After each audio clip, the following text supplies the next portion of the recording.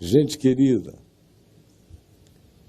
hoje nós temos a ceia do Senhor aqui e nas casas de milhares de pessoas espalhadas pelo Brasil e por toda a terra, gente em todos os lugares e em todas as nações. A esse momento, em fusos horários diferentes, já separaram o pão, o vinho e vão participar conosco, alguns sozinhos, outros com a esposinha, outros com a família, outros com um grupo grande, outros estão vendo no telão, gente em todos os lugares. Então, é para você aqui, meu amigo, meu irmão, e para todos vocês, em qualquer lugar, em qualquer circunstância ou situação, que em nome de Jesus eu dirijo a palavra que eu agora, em nome do Senhor, desejo dirigir a você. Está aqui em Lucas, no capítulo 22, Lucas 22,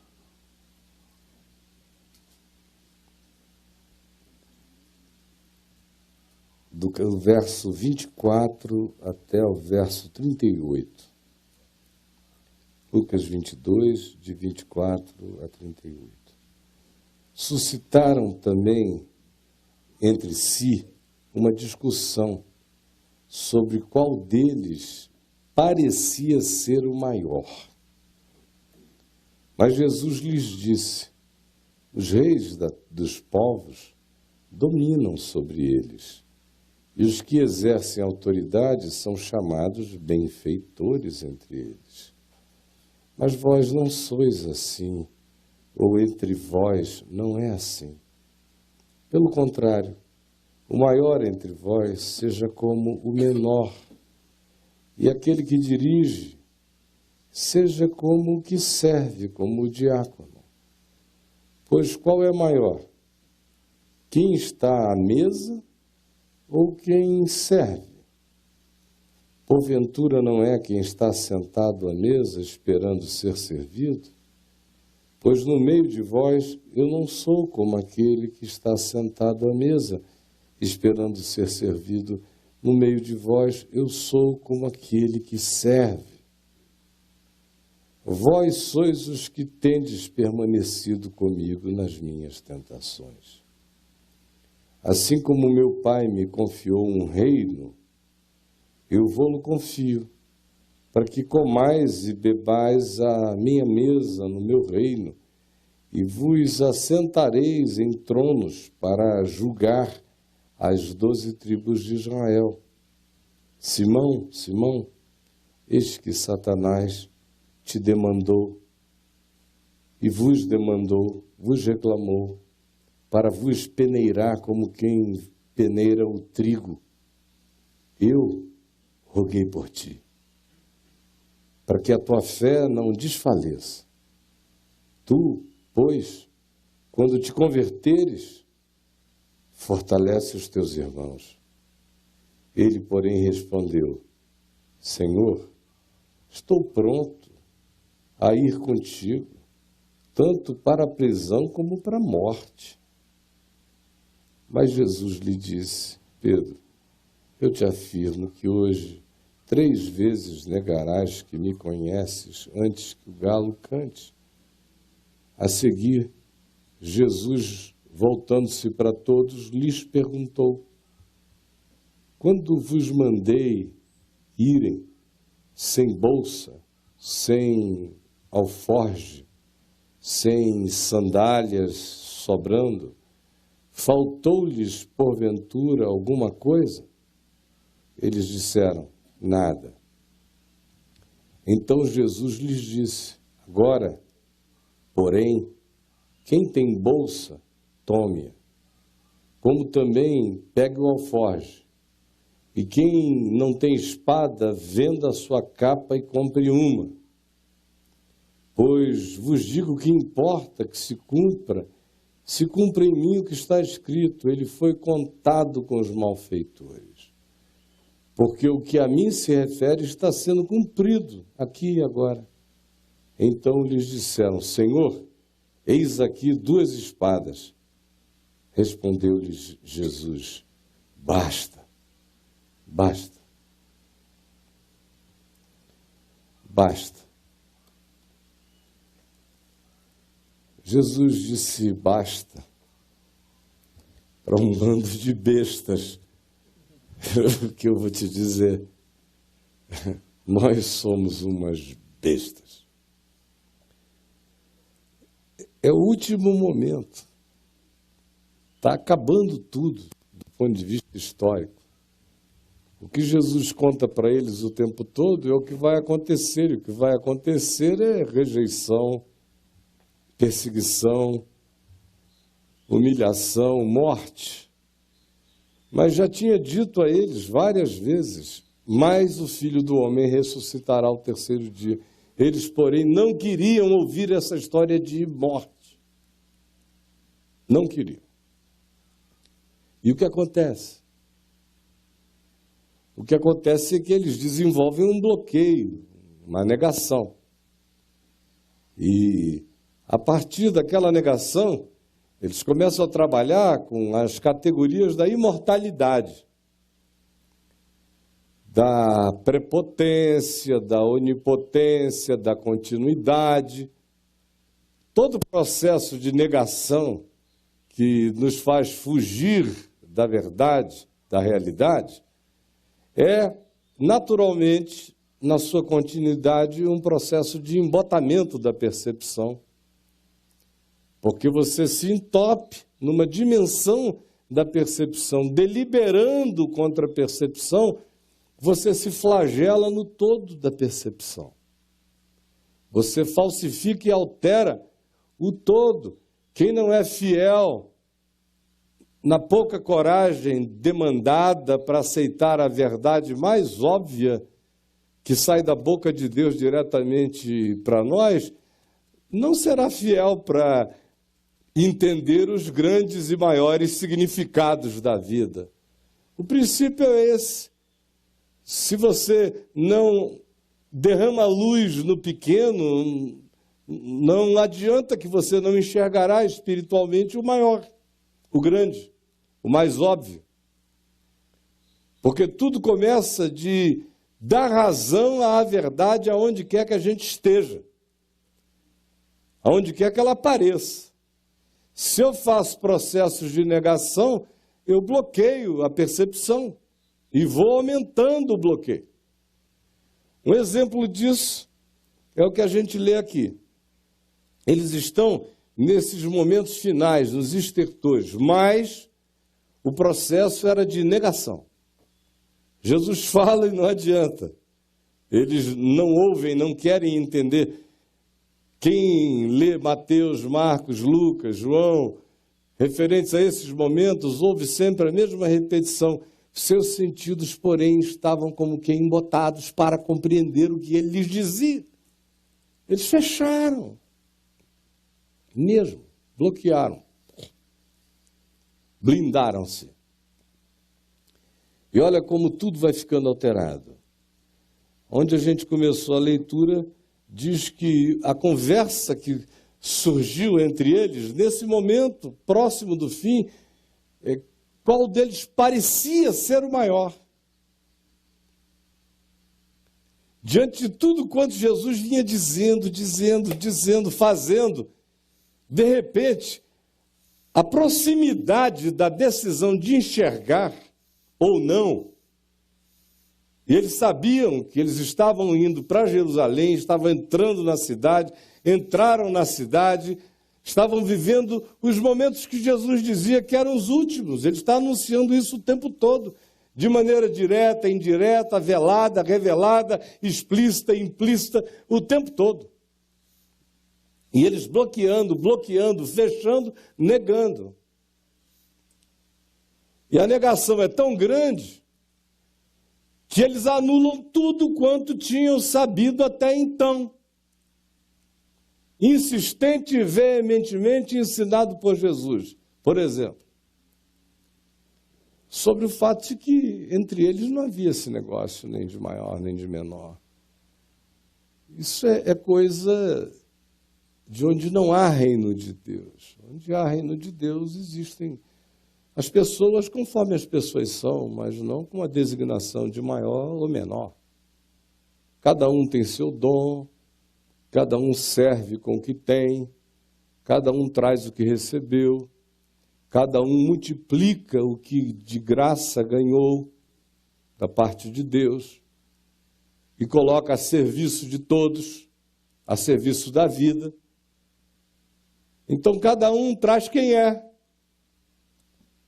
Isso não ranqueia ninguém em lugar nenhum. Não nos ranqueia nos céus, porque se trazemos o que de graça recebemos, não fazemos nada mais do que a nossa obrigação. Que não há nada em mim nem em ti que não tenhamos recebido. E mais do que isso, a gente entende de maneira absoluta que qualquer que seja a possibilidade que a ela venhamos a aderir, de fazermos qualquer que seja a forma de negação da verdade, isso vai bloquear o nosso entendimento para o resto. E eu dizia, a primeira coisa é esta: você perde a noção em relação ao seu significado de ser na vida. E começa a entrar em processos de medição, de ver, de aferimentos exteriores. Quem é que parece ser? Quem parece ser? É um concurso, é uma passarela. A pessoa começa a negar o encontro com a verdade, com a realidade. Quanto mais ela nega, mais ela cria fantasia. E aqui, eles estão chegando numa hora de nudez, mas o assunto que eles elegem é quem entre nós parece ser o maior. Aí Jesus lhes responde o que a eles responde. Falou, não é assim aqui, ó. Para com isso, né? Vocês não entenderam nada. E chega, logo adiante, vira-se para Pedro. Parece ser algo um tanto grupal, porque a sequência é coletiva. De repente ele volta-se para Pedro, depois ele volta-se para todos de novo. Então parece que depois desse momento, o que surge é Jesus olhando para Pedro e lhe dizendo, Pedro, Pedro, Simão, Simão, eis que Satanás vos requereu para vos peneirar como trigo. Eu, porém, roguei por ti, para que a tua fé não desfaleça. Tu, pois, quando te converteres, fortalece aos teus irmãos. Então, Pedro começou a dizer, Senhor, eu estou pronto contigo para ir para a prisão, tanto quanto para a morte. Porque isso é interessante, é que Jesus está falando a eles, já tem um tempo.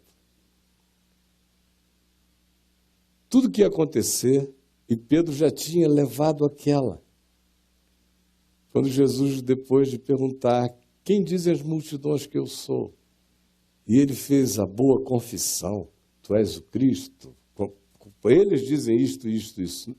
Nós, de nós mesmos, temos visto e crido que tu és o Cristo, o Filho do Deus vivo. Aí, logo a seguir, Jesus diz, olha, mas o Filho do Homem, vocês discerniram, vai sofrer, vai morrer, mas ressuscitará ao terceiro dia. Pedro nunca quis encarar, ouvir a última frase, ressuscitará, porque admitir a ressurreição é admitir a morte. Admitir a morte, para quem não crê em ressurreição, é admitir a falência. Então, a neurolinguística essencial que a superstição provoca na gente é, eu não quero nem falar sobre esse assunto que eu não sei evitar. Nem falar. O azar é uma neurolinguística. Quando se diz para o indivíduo, olha, nem fale, que é para não chamar. Não é? Não tem essa coisa? Nem fale. Parece que botou uma isca para o negócio vir se você falar. Por exemplo, já deu para notar que eu falo em morrer com muita naturalidade, né? Toda vez que eu falo, tem alguém que bate em algum lugar, assim, não, para com isso, não sei o que. Meu Deus, vai acontecer qualquer hora. Então, para com isso, relaxa. E vamos aproveitar, né? Mas é normal. Mas a gente bloqueia. Aí, se chegar a notícia que diga que eu morri, vai ter um monte de gente escandalizada. Ai! Bom, eu vou pedir para fazer uma edição das milhões de vezes que eu falei. Ó, esse negócio é normal, é assim mesmo, viu? Para ver como a gente bloqueia. E quanto mais próximo, mais íntimo, mais a gente não quer ver, a gente bloqueia. Aí bloqueia, o que surge paradoxalmente é essa cegueira que cresce. E essa cegueira evoca os temas mais idiotas para a vida. Você não quer ver a verdade, você vai seguir uma idiotice. Ou vai se apanhar dedicando-se a ela. Quem de nós parece ser o maior? Agora, Pedro, Satanás vos requereu para vos peneirar como trigo. Eu, porém, roguei por ti para que a tua fé não desfaleça. Tu, pois, quando te converteres, fortalece aos teus irmãos. E Pedro diz, eu não vou, eu estou disposto a ir contigo para a prisão e para a morte.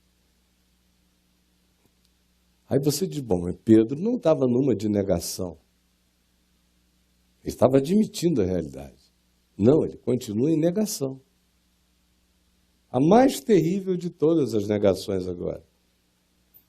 Ele está começando a falar que Jesus iria para a morte para não ter que pensar na possibilidade de que ele era mais frouxo do que ele imaginava que era. Então ele pensa na possibilidade de Jesus ir para a morte para ele se incluir nisso como prova de que ele era macho de Deus. Porque é muito mais fácil você fazer essas bravatas do que encarar a tentação que já te habita. É mais fácil chegar e dizer, isto nunca acontecerá comigo, do que humildemente admitir o potencial que aquilo tem de te atingir. Tem. Aí, quem sabe, não atinja. Se eu, pelo menos, admitir o potencial que aquilo tem de me atingir. Porque se eu negar o potencial que aquilo tem de me atingir, já estou atingido. E estou totalmente vulnerável. É o que Pedro está vivendo nesse momento. Ele antes dizia que morte que nada, isso jamais te acontecerá. Para com pensamento negativo, não fale palavras negativas, não vais para a morte coisa nenhuma. Foi o que ele fez em Mateus 16. Aqui ele já diz, estou pronto a ir para a prisão, tanto para a prisão como para a morte. Mas para não encarar a verdade mais essencial que ele tinha que encarar. Porque Jesus não estava com nenhum problema em relação a ir para a morte, porque ele cria na sua ressurreição. Mais do que na morte que lhe trariam, ele cria na ressurreição que ele era. Mas Pedro não queria encarar a fraqueza que ele era, que ele carregava, que todos nós carregamos. Aí a gente entra nesses mecanismos de negação. Não estou tentado, não sinto nada, não estou nem aí, não. E aí jamais acontecerá. Encaro qualquer uma, seguro qualquer onda. Ai, nunca se esteve tão cantarolante na beira do precipício como quando esse tipo de negação se instala em nós. Talvez o galo nunca tivesse cantado naquela noite se o cara só dissesse: Senhor, o que eu faço? Porque o arrego é enorme. Eu sou frouxo mesmo. Me ajuda. O que eu faço?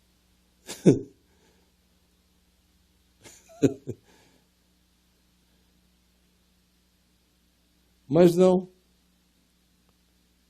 O sujeito prefere negar o que dentro dele as vísceras reconhecem. A cólica grita, o intestino fala, o corpo berra, a alma geme. E ele diz: comigo não. Comigo, com a graça de Deus, não será, só porque na graça de Deus eu estou admitindo o meu potencial enorme de errar, de não suportar, de não aguentar. E o lindinho de tudo é que Jesus diz isso a Pedro e em momento algum ele está dizendo que o que Satanás pediu, Satanás vos requeriu, é uma expressão jurídica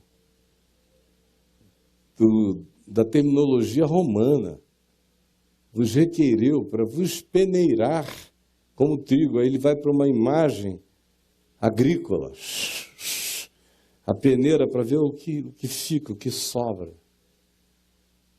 Vos peneirar como trigo. Eu, porém, roguei por ti. Vos requereu a todos que estavam ali. Eu, porém, roguei por ti, para que a tua fé não desfaleça. Tinha acabado de haver aquela história de quem era o maior, quem era aquilo outro. Ele disse: entre vós não é assim. Depois vira-se para um indivíduo, sem que o estivesse ranqueando, mas afirmando o significado da personalidade dele em relação àquele grupo. Porque era o significado da personalidade dele, do dom dele, da comunicabilidade dele em relação àquele grupo. Como o ânimo dele animava e o desânimo dele desanimava. Reconhece que a demanda satânica era para fragilizar todos e vira-se para um. Que carrega esse significado não de importância ou de ser o maioral, mas de que no meio daqueles era uma figura que tinha um significado de fortalecimento, de ajuda, de capacidade de gregariedade, de ajuntar, de indicar, de fomentar, de estimular. Volta-se para ele e diz: eu, porém, roguei por ti, para que a tua fé não desfaleça. Tu, pois, é muito íntimo. Quando te converteres, aí o cara, a primeira coisa que ele não quer admitir é que ele não é convertido. Poxa, eu quero ir para um lugar onde me deem uma carteira de convertido. Eu vou nas reuniões do Caminho da Graça e nunca estou convertido. E o Evangelho também nunca me deixa ficar convertido. Ele está sempre dizendo que eu tenho que me converter, que isso é contínuo. Tu, pois, quando te converteres, fortalece os teus irmãos.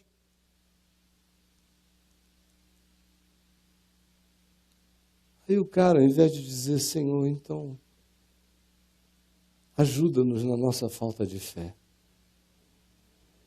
ele chega e entra num processo de negação. Agora admitindo que Jesus vai para a morte. E a negação é paradoxalmente cheia de uma pretensa verdade. Ele vai sim, tu vai sim, e eu vou contigo. Essa é a grande mentira. Porque o cara não quer se enxergar de que ele é potencialmente alguém com potencial para correr. Total. E todos nós somos.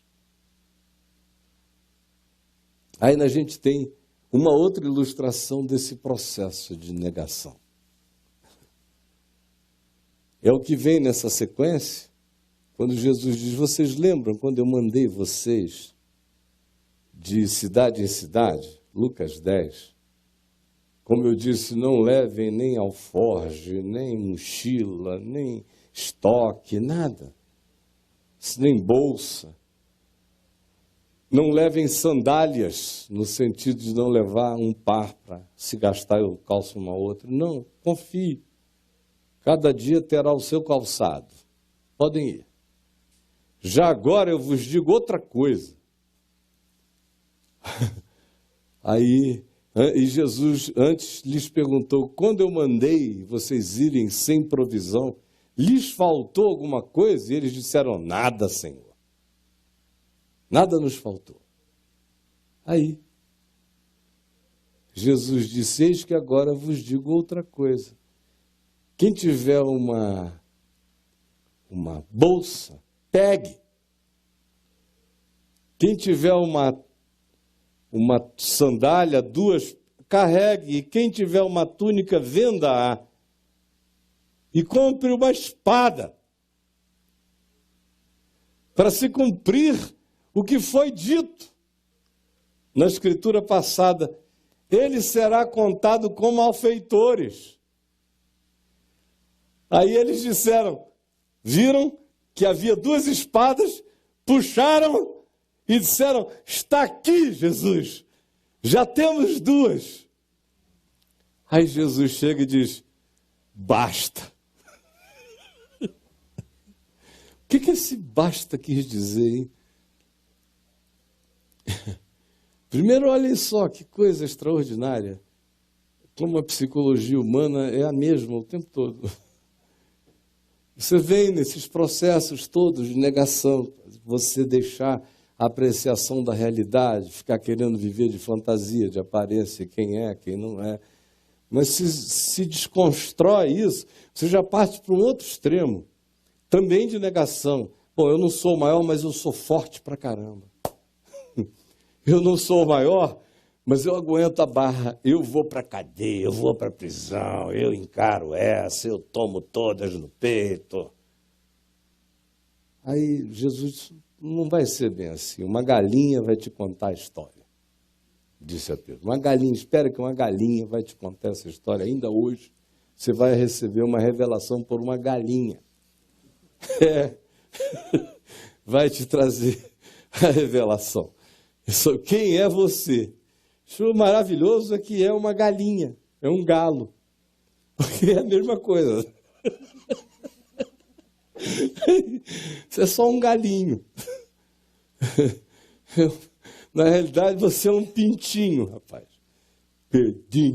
Pedinhozinho. Mas a negação, eu sou mais forte. E agora a gente não quer encarar a realidade? A gente monta um cenário. Parece que o que Jesus estava pedindo a eles era para montar um cenário. Porque o texto bíblico que Jesus citou dizia, e ele será contado com os malfeitores. Jesus disse, escuta, quando eu mandei a primeira vez vocês irem e vocês fizeram o que eu mandei, faltou alguma coisa? Eles disseram não. Agora eu estou dizendo outra coisa. É o oposto daquilo. Guardem. Antes eu disse deem. Agora eu estou dizendo guardem. Agora eu estou dizendo acumulem. Agora eu estou dizendo peguem uma espada, vendam qualquer coisa e armem-se. Aí eles, irrefletidamente, você veja o que é não querer encarar a verdade.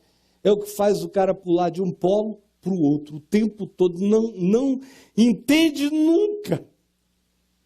Ele não quer aceitar a verdade sobre quem ele é, ele não vai entender nada de nada da palavra de Jesus, nem da vida. Aí Jesus diz isso a eles, mandando que eles agora se tornem o oposto de tudo que ele ensinou, e eles dizem, tá fácil essa, puxam logo duas espadas. Vamos cumprir a profecia. É o surto de quem não quer se encarar, é achar que consegue cumprir a profecia para Deus. Eu acho tudo extraordinário. O cara entra nessa. Também entra nessa de que vale tudo, não é? De que o que Jesus disse, ele pode mudar tudo que ele disse para o lado de cá, e agora ele está dizendo, caia, não saia no cacete, puxem da espada, o mover é outro. E os caras puxam e dizem, aleluia! Mas encararem-se, não. Entender sua tentação, sua presunção, sua idiotice, não. Mas vão ao extremo de quererem fabricar, manipular resultados para o reino de Deus. Como se Deus precisasse do teatro humano para cumprir a profecia que dizia outra coisa. A profecia dizia que ele seria contado entre malfeitores. O que eles tinham que ter dito é dizer, então, olha, eles devem estar chegando, porque graças a Deus isso nós não somos. A gente é fraco, a gente está com medo, mas nós não somos os malfeitores. Essa é uma profecia que nós não nascemos para cumprir. Mas quando o cara não quer enxergar a verdade mais básica sobre quem ele é, ele não enxerga mais nada, foi o que eu disse no início. Instala-se a idiotice, a burrice. Esse basta de Jesus é um basta tudo. Por último, é um basta a idiotice. Basta. Ai.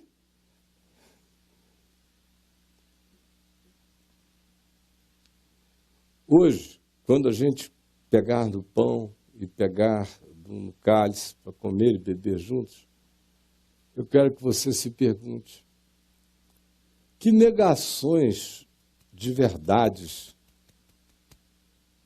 sobre você, seu coração, sua natureza, suas tentações, suas invejas, suas doenças, suas desvirtudes, suas culpas que você não quer olhar, tratar. Tudo aquilo que você diz, não quero ver, não quero ouvir, não quero tratar, ou não tenho nada a ver com isso. Não tenho nada a ver com isso. Você pode não ter nada a ver com isso no nível em que isso está sendo apresentado a você, mas alguma coisa disso existe em todos nós.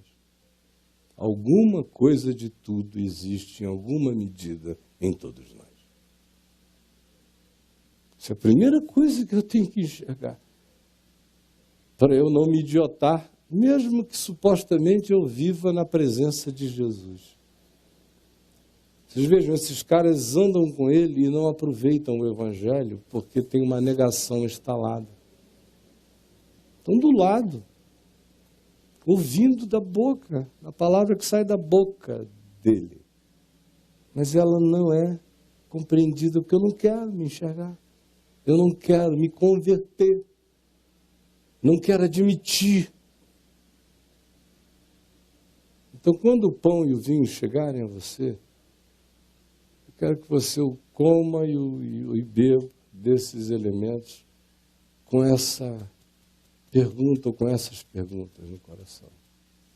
Quais são esses mecanismos de negação dos quais eu fujo, em razão dos quais eu me emburreço, eu atraso a minha vida, eu não compreendo nunca, eu estou sempre com foco errado,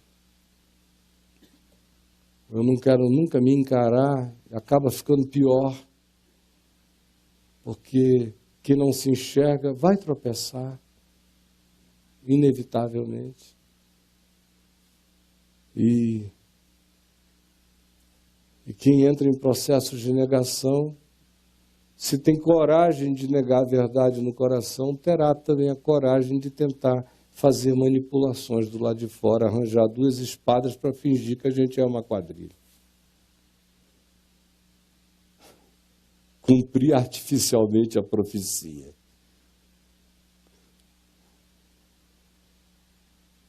Você me entendeu? Deu para compreender? Se você me entendeu aqui, quem está em casa me entendeu. Eu acho que não preciso explicar mais do que isso. Vamos olhar para o coração E enquanto nós vamos receber o pão, receber o vinho, o cálice, cantar alguns louvores, enquanto isto, você recebe aqui, e os que estão em casa compartilhem uns com os outros, mas não comam antes, esperem para que comamos e bebamos todos juntos. Renova-me, Senhor Jesus, já não quero ser igual. Renova-me, Senhor Jesus, põe em mim teu coração, porque tudo que há dentro de mim necessita ser mudado, Senhor, porque tudo que há dentro do meu coração necessita mais de ti.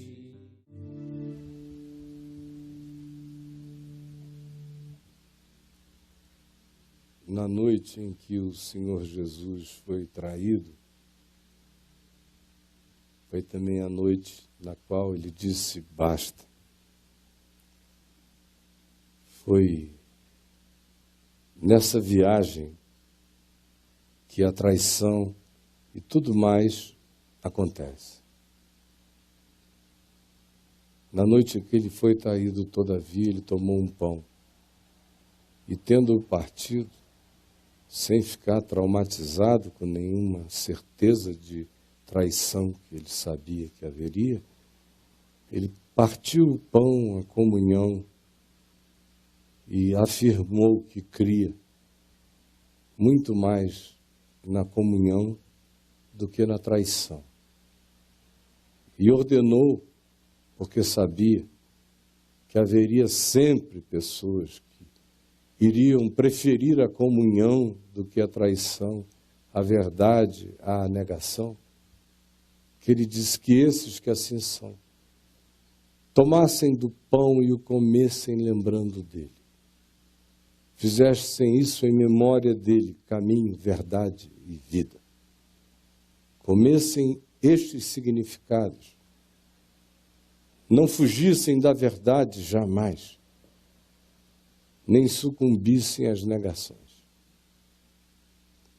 É nesse espírito que eu convido todos aqui e em qualquer lugar do mundo a comerem e a comermos juntos agora.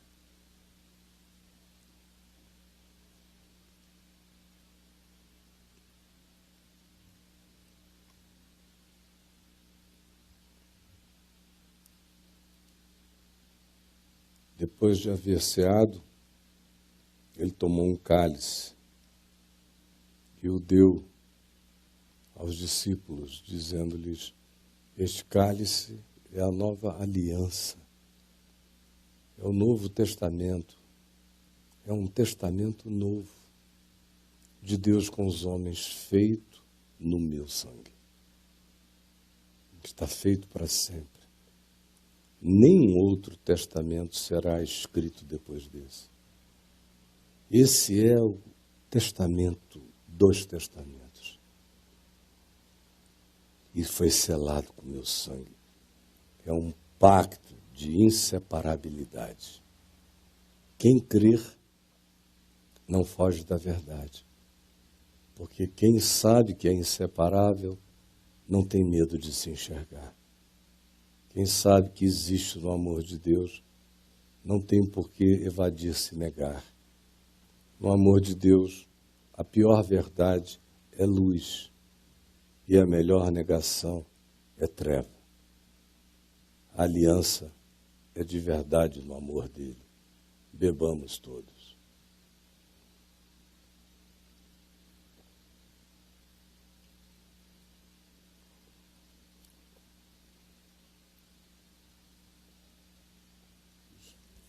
Vamos ficar em pé. todos nós. Vamos dar as nossas mãos, meus amigos queridos. Vamos pegar aqui atrás, ó, isso, maravilha. Pai nosso que estás nos céus, santificado seja o teu nome, venha o teu reino, seja feita a tua vontade, assim na terra como nos céus. O pão nosso de cada dia nos dai hoje, perdoa as nossas dívidas, assim como nós perdoamos os nossos devedores. Não nos deixes cair em tentação, mas livra-nos do mal, pois teu é o reino, o poder e a glória para sempre. Amém. Aleluia. Aleluia. Louvado seja o teu nome, Jesus.